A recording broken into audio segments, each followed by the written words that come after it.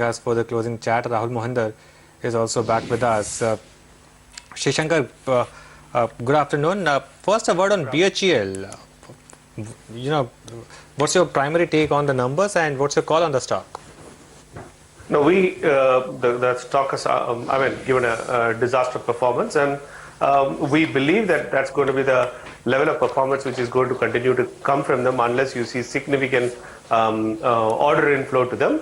And we have a reduced rating on it. I think we continue to have that reduced rating. So the stocks are actually, if you look at over a 12-month period, outperformed relatively. It's a outperformer, but fundamentals or the order backlog doesn't sound so. Fair enough. Shankar, what in the recent earnings, say this week's earnings, impressed you? I mean, there were some standout performers like Cummins. Cummins Cummins obviously was there, and in Britannia analyst meet also was a real a surprise in the sense of positive guidance which they clearly have. So I think there's going to be significant re-rating stories also this week. Post Britannia analyst meet, I'm sure that analysts will be, all of them would have revised their earnings upgrades, and I think that stock is also going to go into a different territory altogether, because when the FMCG pack, if you look at the performance-wise, the return ratios-wise, it was lagging behind others. So it has been gradually inching up. And with these things falling in place, a lot of efforts that they have put up, plus the kind of numbers that is, and the commodity cycle also hugely favoring them. Milk prices being down, or sugar prices being down, and all these things adding up to the margins, gross margins out there. I think it's going to be a different story. Again, you mentioned about Cummins. Look at 2 days. It was up 25%. I don't know what has happened right now. But the issue is, during the year, there were periods when the stock was underperforming for a quarter, etc. But all the performance have come all of a sudden in 2 days. So it also brings to a point that at good quality stocks, you may take an underperformance at 1 month, 2 months.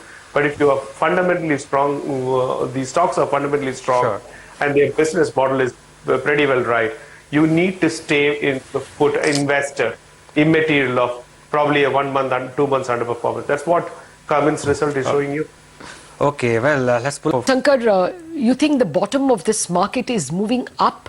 Do you think that where you have some money, it would be foolish to take profit because you could see higher highs?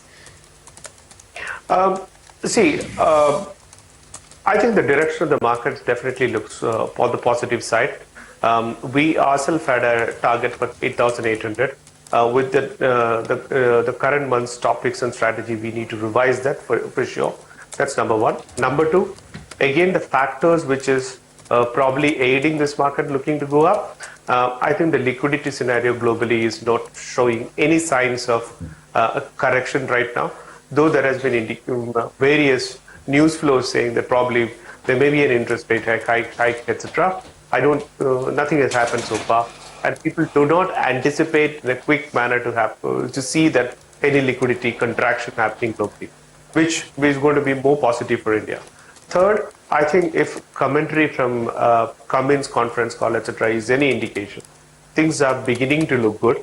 And if that beginning to look good scenario plus a benign scenario in the commodity prices should actually start to see, in many of the cases, an margin expansion which will happen. So some commodity companies will be impacted, but others, a lot of users of those commodities are going to benefit, which means that you should actually lead into a profit earnings growth for the entire sector that's going to go forward. Okay, and should this also happen to, and that's also telling you that probably in second half is going to be much better.